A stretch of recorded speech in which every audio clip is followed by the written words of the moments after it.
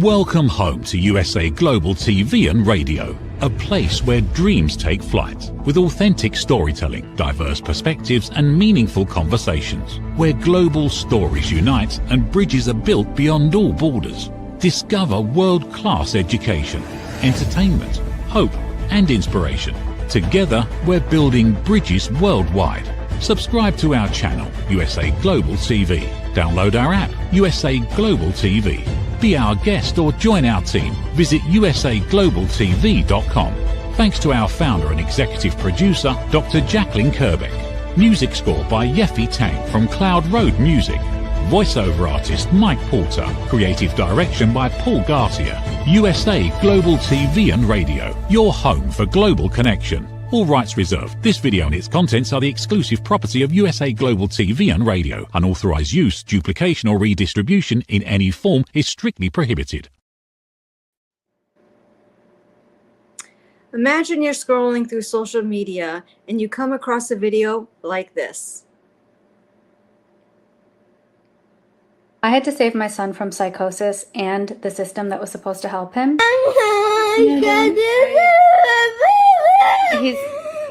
Would you stop and watch the rest of the video? I did, and on my next guest of Beyond Survival, this mom is going to be my special guest, and we're going to find out what happened. Would you stop and watch? I did, and today we're going to find out what happened.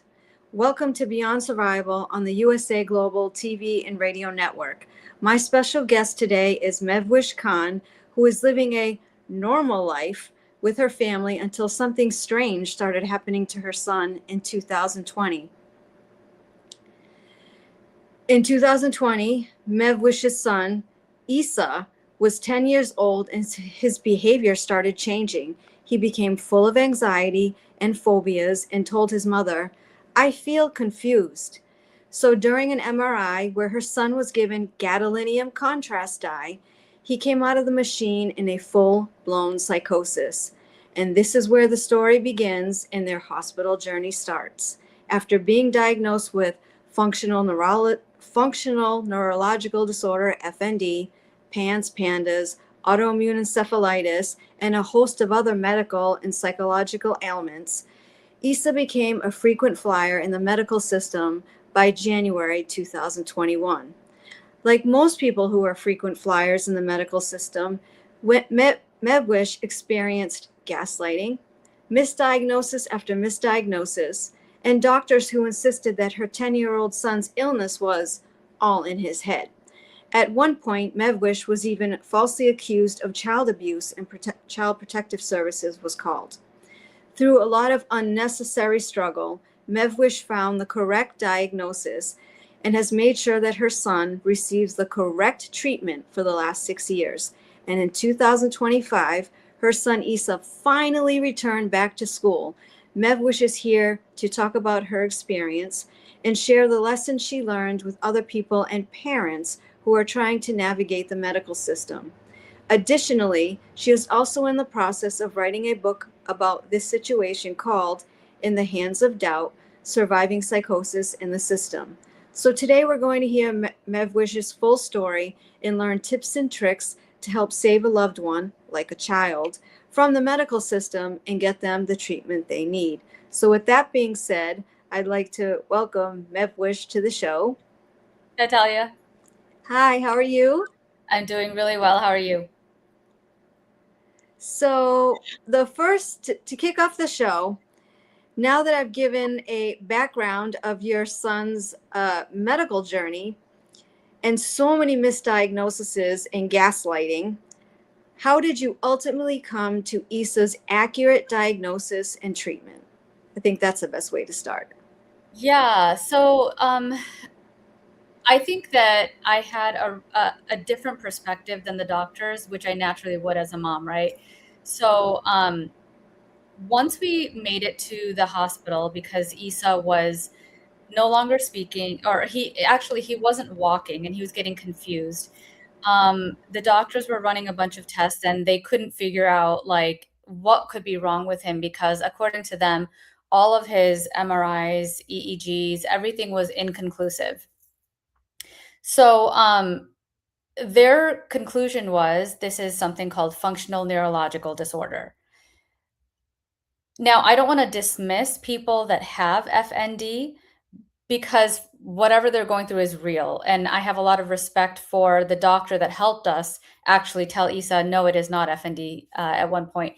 But for like the months leading up to Isa's big hospital stay, I was noticing these like curious kind of like connections. I would notice that he would have tics, vocal tics, and a lot of anxiety. And the strange thing is that when I would give him antihistamines, those tics and anxiety would decrease. He would get nausea and say he couldn't eat or his food was getting stuck in his throat. But when he had antihistamines or anti-inflammatories, that would get better too. So in my mind, I already had an idea that something immunological is happening. There's something going on with his uh, system of his body that controls allergies and inflammation that was also affecting the way that his brain was working. So the anxiety and the tics didn't come out of nowhere. When I was told in the hospital, oh, he has functional neurological disorder, is he a kid that's really stressed out at school? Does he take on a lot of pressure? At first, I was like, well, I mean, it's possible, he's a high achieving kid. But when I saw that none of those symptoms were lining up to what I had seen for the months leading up to that hospitalization, I was like, this can't be right. There has to be something biological happening. You're the mom. You know your son better than the doctors do, right? They think they're doctors and they know, but when something is different with your son. So well, that was kind of my thing too, is the doctor, even the best intending doctor, can only see your child for 15, maybe 20 minutes, or if they're private pay, maybe an hour, right? So the months leading up to his illness where I'm watching, why is he wetting the bed? He's never done that before. Why is he afraid of bees? He loves being outside. Why is he terrified of walking on a sidewalk if there's ants? Why is he afraid to pick out a movie for movie night, right? Like he wants to watch something familiar because he's afraid of a new show. And I'm like, none of this is making sense. But when you take your child to the hospital, the doctor takes a look and goes, well, here are a few symptoms that I can associate with an illness that I've already got in my mind that I know of. And so that's where I think it's so important. I'm not the first mom to say this. It is so important for doctors to listen, especially to moms. Parents, yes, but especially to moms. We're tuned into things that they could not have access to. yeah, absolutely. I mean, you became such an advocate for your son and wouldn't give up and learned everything that you could, the way that you would expect anybody to, not just a mother, anybody going through something like this. And somehow that ended up backfiring. Like you told me your story, like I couldn't believe it. You had told me that at one point you were at a crossroads and you were wondering, is your kid going to die or are you going to jail? Which is absolutely crazy to me. So can you tell us what it was like being accused of medical child abuse and what that meant for Isa's healthcare going forward? Yeah, the idea of me going to prison actually came up twice in this awful journey. The first time I even made a comment like that was when I found Isa on the floor babbling. And by that time, I had already done months of research and I knew that he needed something called IVIG. It is the donor plasma of 20,000 healthy individuals. And that I knew that was what he needed to kind of put out the fire in his brain and in his body. And I scooped him up off the ground and I told my husband, this is it. I'm either getting him IVIG or I'm going to jail today. You're going to have to come get me out of jail. So that was the first time I was ready to, I was like, I'm going to have to make some noise. I'll do whatever it takes to save my kid. Thankfully, that day, he did get the IVIG. I met the neuroimmunologist that she is a champion, like she is our hero. But I told her, hey, this is what he needs. And if it is autoimmune encephalitis, or if it looks like autoimmune encephalitis, can you please treat it like it is? I even went in with what was the exact like the dosage, right? I was like, he needs 2 grams per kilogram of IVIG administered over 2 days. Like that is what is needed for an autoimmune type of illness. Now, this doctor was curious and courageous enough, and she trusted me. I'm not saying you have to do what I'm saying, but she listened and was like, okay, let's try this because it does make sense. The dots connect. So that was the first time I was ready to go to jail for him. The next time that it happened was not my call. Like it wasn't my decision. So I had found Isa had come back from his second round of IVIG. The doctor had the doctor that we had met the first time, she said, you know what, if he declines again, you can bring him back to the hospital. I will admit him and administer the next dose of IVIG. And so we finally felt like we had a path to healing. He was far from okay, but there was like this glimmer of hope that he was starting to return. After the first dose of IVIG, he started to come back. I mean, he was speaking again within 48 hours. And so that precedent was there that, okay, we're moving towards something that's working. And so the next time he declined, he was hallucinating. He thought he could fly. He chipped his tooth. I called the doctor. I said, you know, he's declining rapidly. What do I do? The nurse said, look, the doctor has called in his prescription, or the doctor has authorized his IVIG. Just bring him to the hospital. We will admit him. So that happened, but then I encountered the doctor that was on call that day. So it's important for parents to understand, even if you have a really good relationship with a physician that has given you a diagnosis and believes what's happening and is authorizing medical care, there could be another physician at that same hospital who says, nope, I disagree. Anyway, we leave we had a really odd exchange with that doctor. I was naive. I didn't know what was happening when it was happening. So he's talking to Isa, and he's like, you know, what's this puppy? What's his name? And Isa's not speaking again, right? His condition has declined. So I speak for him. I said, oh, you know, it's his puppy. He's really attached to his stuffed animals. And this doctor says to me, Mom, are you a cardiologist? And that question caught me off guard. I was like very confused because what does that even mean? But I was like, no, I work in marketing. And he goes, oh, well, I thought you were a cardiologist, maybe. There was like this smugness to his tone that I didn't really understand, but I was like, okay, maybe he's just kind of an odd person. He comes up to me after examining Isa for like less than 5 minutes, and he says, Mom, how do you think your child is going to behave if you continue rewarding him with like stuffed animals? And now I'm starting to pick up on his vibe. I'm like, I'm not, what do you mean by that? I don't say anything. And then he follows it up with, you know, he's a really smart kid. And that's when I realize what he's insinuating. He is suggesting that I am bribing Isa to put on a performance because I want attention. Munchausen by proxy. Anyway, so I responded. I'm like, well, you know, he's smart. He's not psychic. And I think that that's when it was clear to both of us that it was over. And the doctor said, well, I think we're done here. And he leaves.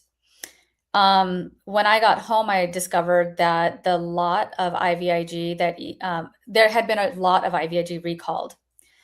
And so I'm looking through his notes because we had just had IVIG. I was like, oh no, I hope that's not what Isa got. So I'm looking through his notes going, can I identify a lot number? And that is when I found the note about medical child abuse, and that mom had, quote unquote, produced a video, a narrative of her child's illness, and that medical child abuse should not be ignored. Actually, at first it said medical neglect. Later on, the next day, it was updated to abuse. when I discovered that, I told my husband, and I was offended. I was like, who the hell does this guy think he is? I wrote this email or this message to our doctor's office, and I was like, what the hell is going on? I want this removed. Like, who does he think he is?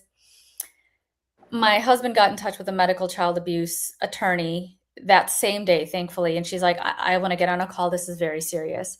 And she helped us realize just how serious it was. She said, the fact that they changed the word neglect to abuse means the doctor has spoken to Child Protective Services and they are helping him make a case against you.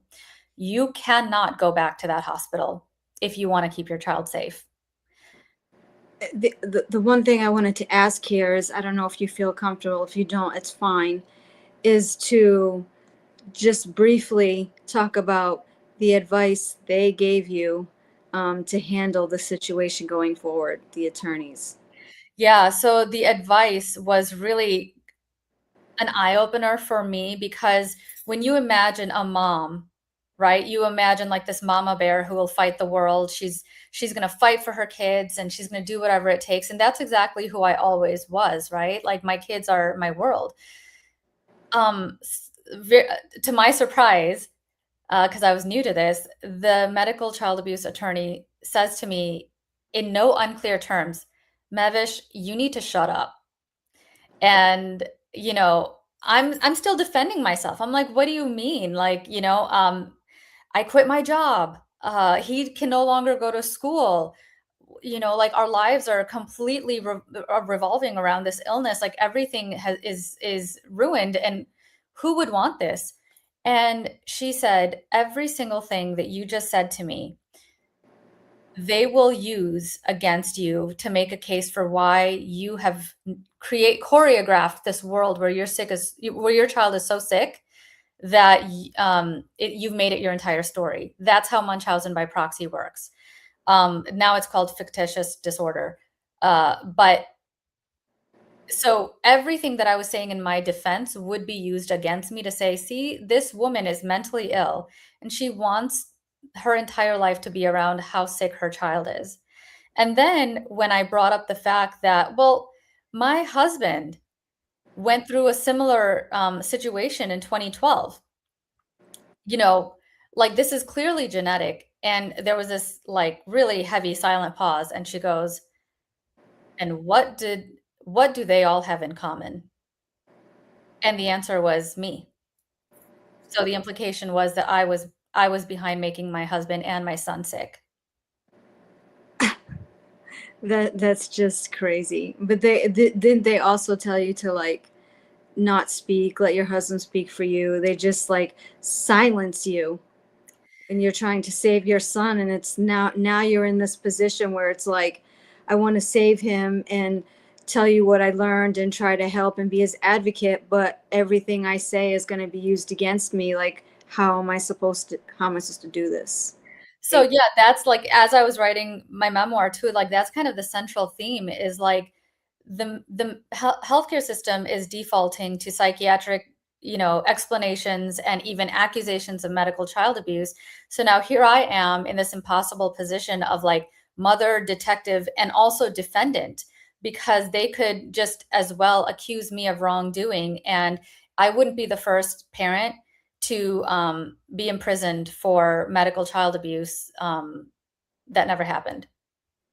Yeah, one of your quotes, you say, I don't know if it's in your book or on your website or something, it says, or maybe on one of your videos, it says, if the answer is not in their heads, they'll say it's in yours.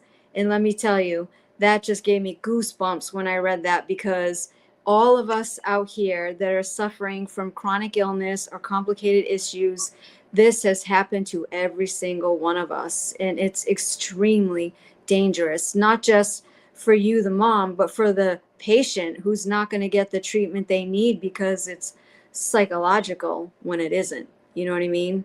I don't think they understand like how harmful that diagnosis is. And then every time you go in and you bring your son, or a chronically ill person comes in, they see the records, psych patient, and you're immediately written off, but you have this thing underlying that's not getting not getting treated. It's extremely harmful to make that kind of diagnosis. Well, that's why I really make this point that, this diagnosis for just having a diagnosis or because you need a billing code or something that, that is not benign. It's not just a placeholder. Every single physician or clinician that comes across your medical records is going to skim through everything that's been written before, and they are going to judge you based off of that. So, I mean, for example, there's a few ways I've seen this happen in my own life, right? Isa was diagnosed with autism when he was 9. This was a year before his, big kind of critical onset. So now we have questions if he ever really was. But when he was not recognizing me. He was asking me if he loves me. He was just kind of looking at me curiously. He was detached and confused. And me as a mom, I'm in tears, right? Like my child, just 3 days ago, I brought him into the hospital and now he doesn't know who I am. So my eyes are red, they're welled up. And the doctor who had been taking care of Isa for 3 days in that hospital so far, she looks at me. Well, the first thing was she says to me, "Oh, I didn't realize he was verbal." She, for 3 critical days, observed my child's declining psychiatric state and assumed that because autism was listed on his medical records, that he was nonverbal. She didn't realize that over his stay, he had gone from not walking and being a little confused to no longer speaking.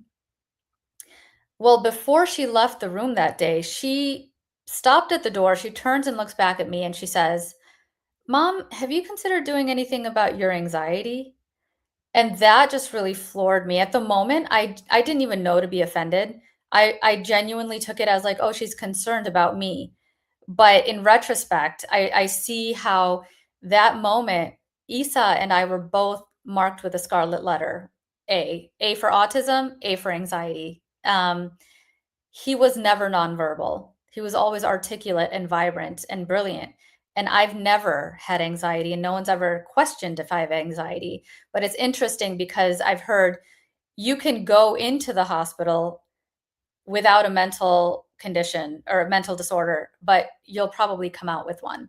And in that moment, she labeled me as having anxiety because my guess is I was inconvenient.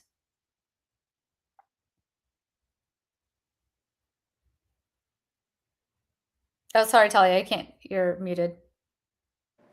There you go. So everything that you've been talking about and you've gone through and that you've learned, what advice can you give people in general or parents that have complicated cases and are trying to navigate the medical system? Like, what advice can you give them that maybe they won't get a psychological diagnosis? Like, you know what I mean? Like tips and tricks.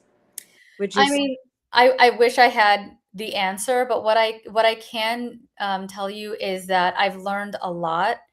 The first thing is that everything that you are saying is going into your medical records. So where you are offering, at least I can speak for myself, I was oversharing. I was sharing all sorts of data points because to me, every single data point could potentially, may not be, but could potentially help lead them to a diagnosis. What that was interpreted as was mom has anxiety, she's catastrophizing. So it's really important to understand how the medical system works. A doctor that is seeing you for 15 minutes does not know what to do with all of that information, right? And so if you are not composed, if you are not well dressed, there's so many studies, and it's unfortunate, but the reality is, if you go in poised and well dressed, they will assume that you are well educated and have the funds to sue them if something goes wrong. I've seen a lot of that, and it's unfortunate, but it's true. Taking someone with you, especially a man. I hate saying this so much, but the truth is that women are often accused of Munchausen by proxy. They're dismissed as having anxiety. And frankly, I believe that what a lot of doctors today call anxiety is the equivalent of hysteria. So the way that we look at hysteria in retrospect and go, that was so unfair, it was uncalled for. I believe they do the same thing today with women and anxiety. So I would say take an ally. If it can be a man, any man, even that will increase your odds of being taken seriously. And the other thing is find your tribe. There's this quote in Madeleine L'Engle's book, A Wrinkle in Time, and it goes, you don't have to understand things for them to be, right? So the medical profession is based, medical students learn a breadth of information, a lot of information, but they don't have all of the information. Neither do they have the mental capacity to know all things at all times. I have ADHD. I connect dots in ways that I find surprising that other people don't connect those dots, right? If we can work together, that would be really, really great. If we can understand that and have respect for the medical profession that has a wealth of knowledge, but that medical profession also needs to have appreciation for the deep knowledge and understanding that people have of themselves and their loved ones. So we really need to work together on that front. And also, if you go to a provider that does not listen to you and dismisses you, you need to find another one. You need to find someone who respects you. And it's kind of a catch-22 because looking for a provider that understands you and your condition and respects you can also be labeled doctor shopping, which is another red flag, right? That, oh, you're just looking for anybody that will agree with you. And that's not what it is. It's just looking for someone who respects you and listens to you, like our neurologist finally did. We had run through so many neurologists before one neurologist quietly listened and said, let's give IVIG a try. So yeah, that's the best advice that I can give is like, find your tribe. You will find resources, Facebook groups, Reddit threads.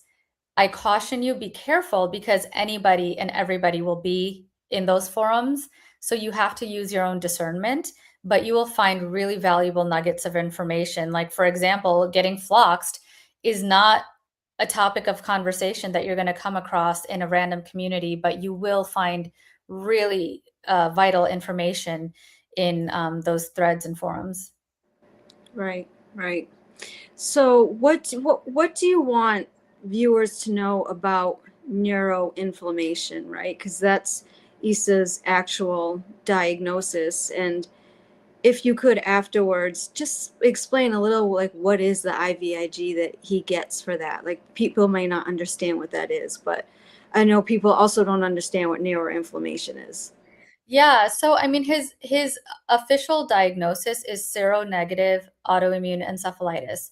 What seronegative means is the evidence all tells you that yes, this disease exists, the presentation says that the disease exists, although we cannot prove it, right? So there's no diagnostic testing that has these kind of alarms that go, oh yes, this is the biomarker that is causing this illness. But everything in Issa's presentation says this is autoimmune encephalitis. What neural inflammation, brain inflammation, inflammatory conditions of the brain, seronegative autoimmune encephalitis, even PANS and PANDAS. So that's pediatric acute neuropsychiatric syndrome. And if it's PANDAS, it's associated with strep. All of these cluster of diagnoses are essentially saying the brain is inflamed in a subclinical way. That means the MRI might look normal. The EEG might look normal. The blood tests might look normal, but that doesn't mean that the illness does not exist. You must treat it as though it is autoimmune encephalitis, because the cost of not doing that is their life. I had a brief conversation with a physician who said, Well, that's just not how medicine works, right? We start with the most probable, which is a mental health disorder, right? Bipolar, schizophrenia, anxiety, and we work our way up. And my rebuttal to that was, what's more probable does not mean, it does not cover what is possible, right? So if my child has autoimmune encephalitis, he's no longer walking, no longer talking, has lost his ability to write and communicate, cannot control his bladder, has gone into psychosis, I need you to treat the thing that could kill him and not dilly-dally over here with he has stress from schoolwork, right?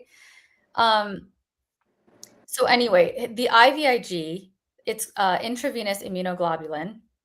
Now, keep in mind, I'm not a doctor. I'm just a mom whose hyperfixation is making her kids well. So IVIG is used for two reasons, as far as I know. At a standard dose, it's used to treat people who are immunosuppressed, which means people who do not produce enough of their immune system to fight off bacteria or viruses. And then there are autoimmune conditions like lupus, like Guillain-Barré, like autoimmune encephalitis, where the body's own immune system is attacking itself, Crohn's disease, things like that. IVIG, because like I said before, is the donor plasma from thousands of healthy individuals. At a high dose, that IVIG will suppress the angry immune system of the person with an autoimmune illness. And it'll suppress it enough to where it will bring down inflammation. In Issa's case, he's hypermobile. He had POTS. And of course, autoimmune encephalitis. Consistent IVIG over 5 years resulted in his dilated aorta, which, by the way, is a ticking time bomb. It could rupture at any time. From the age of 10 to 16, his aorta has shrunk back down to within normal range. And his cardiologist says that the only thing that she can attribute this to is consistent IVIG, because he had systemic inflammation that has been basically put out because of this medication.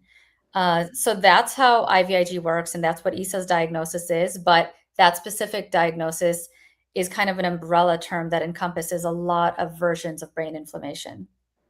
Right. So this isn't a cure. This is a treatment to keep him alive. The inflammation increases, IVIG decreases it, and it's like this constant battle every month. There's one thing I wanted to hit on when you talked about medical testing, right? And I think the first thing people want to know is, like, what are the test results that show this? What are the positive tests? And if you don't have that, people don't believe that you have whatever illness it is. And I can speak from experience with me being floxed. There is no test that you can take, like a pregnancy test, that's like flox positive, flox negative. There's no such thing. So you have to make a clinical diagnosis based on symptoms and ruling everything out. So I just want to bring that up because I don't want people to believe that illnesses like that are less real just because the diagnostic testing is not available or is not good, right? So that's a huge misconception. It's like, show me the test that you're floxed. There's no such thing. Like you're saying with your son too, it's like we're doing the best we can to survive. And for everyone out there, there's like thousands of rare diseases and chronic illnesses that don't have diagnostic testing. There's too many illnesses and not enough like doctors and solutions and research. So that's why we're in the spot that we're in. Well, it's such a good point. It's such an important point. And the more that I dig into this as I'm writing my memoir is, we live in a society in modern medicine that practices evidence-based medicine, which is wonderful. It's fantastic because you don't want clinicians just going willy-nilly treating you with anything and everything, right? But it's a double-edged sword. they are trained in medical school that if you hear hoofbeats, think horses, not zebras. And my question is, okay, cool. What about the zebras? What if you're a zebra? Does that mean that you are now invisible? And in my experience, it means yes, you are invisible in this current healthcare system, which is a travesty because the entire healthcare system is built on the understanding that we are in a constant state of learning and what we don't know before, right? Like germ theory, Dr. Ignaz Semmelweis, when he introduced the idea that the reason why women giving birth in hospitals were dying at greater rates than the ones who were giving birth in homes through midwives was because he said these doctors are opening up cadavers that have all sorts of diseases and pathogens, and they are not sanitizing their hands before they go and deliver the babies and the placentas. So these women were getting infections and dying at alarming rates. And he was the laughing stock of the medical community at the time because it was unfathomable that these gentlemanly doctors were dirty, right? It wasn't for like 100 years later that it was discovered, okay, yeah, germs exist. And that's why these people are dying of infection. So like there needs to be, and this is kind of like the hill that I'm screaming on and will die on, is there needs to be humility in the practice of medicine because we do not know what we do not know. And I found that the only doctors that have helped us were the ones that were curious and humble and said, I don't know. Let's figure it out. Yeah. And they're very far and few in between. So before we close the show, what is there that you would like to share? Anything about your book or any last minute tips or tricks? Any hope to the viewers? Anything? I'm just leaving it up to you for the last couple of minutes before I close. Yeah. So yes, of course, I would love I'm currently in the process of writing In the Hands of Doubt, Surviving Psychosis and the System. And you can sign up for my book drop. But really the reason I got into this is not because I wanted to write a book or sell a book. The reason that I'm raising awareness is this because my children's lives depend on it. Your children's lives might depend on it as well.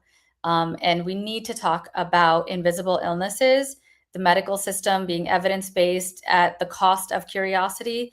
And one thing I think, like, if I can leave you with some hope, is a story from when Isa first got sick. So when Isa was first diagnosed with, he was first diagnosed with Tourette's syndrome because he was having vocal tics and physical tics.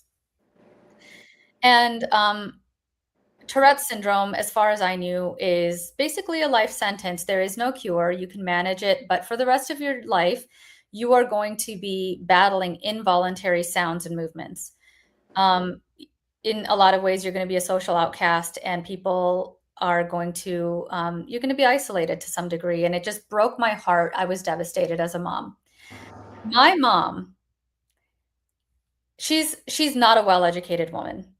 She says to me, no, he's going to be fine. You just watch. She's a very religious woman. She has a lot of faith. And she just kept telling me, nope, you just watch. He's going to get better. And I told her, Mom, that's not how Tourette's works. Once you have Tourette's, you're diagnosed with Tourette's, Tourette's does not go away. This is not a message about faith. This is a message about how science and life actually work. My mom was delusional, but she was right. I did not know that my child's Tourette's would go away. I did not know that the OCD that was a life sentence that he was diagnosed with would go away. I did not know that eosinophilic esophagitis that prevented him from eating his favorite foods or potentially eating at all one day would go away. The psychosis, the fact that I thought my family would never laugh again or do anything again. I really thought it was over. But the reason was because I didn't know what I did not know. And so when a doctor or medical provider gives you what you think is a life sentence, it might be, but it also might not be. That's really, really good advice. Very good advice. Yeah, I think that's a great way to end it. So I'll just close out the show by saying, First of all, I want to thank MEHWISH for being brave enough to share her story and advice with us today. Her story is another example of how our medical system is just broken. And it's not just the doctors we interact with, it's the entire system. Now, what does lay with the doctors is what MEHWISH said earlier. If the answer is not in their heads, they'll say it's in yours. Oftentimes, when a doctor doesn't understand a patient's symptoms or know what to do or simply doesn't believe them, their medical problem is diagnosed as a psychological issue. And as I said earlier in the show, this can significantly harm a patient from receiving a correct diagnosis and proper treatment. If you have learned anything from MEHWISH's story today, and if you are someone that is gaslit and made to believe it's all in your head when you know it's not, do not let them change the narrative. Stick to your beliefs, stand your ground, even if you have to see way too many doctors. As MEHWISH said, someone will eventually believe you. And as I always say, if you're a complicated patient or chronically ill, no one is coming to save you. You have to save yourself. And this is one way that you can do that. Thanks, everybody. I'll see you next month. What if many of the problems we associate with aging are not random? What if there are identifiable causes behind declining energy, chronic disease, and memory problems? We have been told that aging is simply something we must accept, that slowing down is normal, that growing older means growing weaker. But what if that's only part of the story? Why do some people remain active and engaged well into their later years?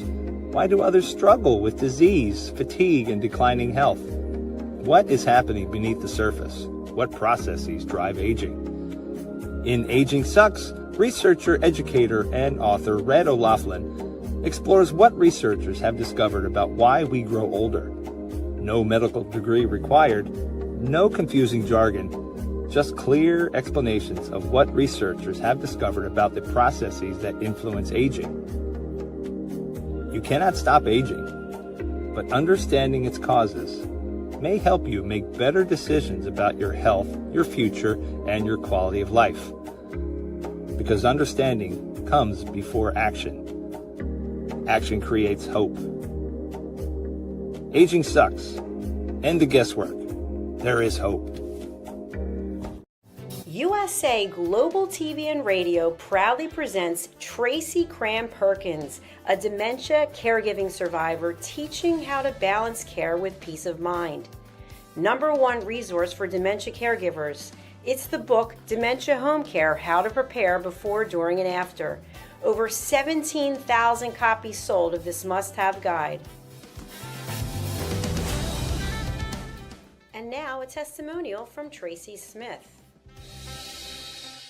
If I was to describe this book to someone who is going through a similar situation, I would underscore how important it is to have some sort of a tool or a guidebook to help you through certain stages. And there's so many, it's such an unknown topic to the average person. And to have this as a reference is essential. It's going to help you get through it personally, as well as help your loved one manage. To learn more, go to TracyCramPerkins.com. Tracy Cram-Perkins is an award-winning author. She's also the host of Dementia Home Care television show. Watch it here on USA Global TV and Radio. Thank you, viewers and listeners of USA Global TV and Radio, for joining us today. We're honoured to have your time and attention as part of our global community. At USA Global TV and Radio, we believe in the power of authentic conversations, meaningful connections, and creating a world of possibilities together. Want to be part of something bigger? Join our team of elevated listeners at usaglobaltv.com, a space where your voice matters and your ability to listen transforms relationships. Stay connected with us across all our platforms for thought-provoking discussions, expert insights, and empowering stories. Subscribe to our channels at youtube.com/c/USA Global TV. Follow us on social media and explore the endless opportunities we're creating for growth, learning and inspiration. Together, we're not just broadcasting, we're building bridges and changing lives one conversation at a time. For inquiries, contact us at info@usaglobaltv.com. Produced by Executive Producer and Director Dr. Jacqueline Kerbeck. Voiceover by Mike Porter. Creative Direction by Paul Garcia. All rights reserved. Visit usaglobaltv.com to view our full terms and conditions.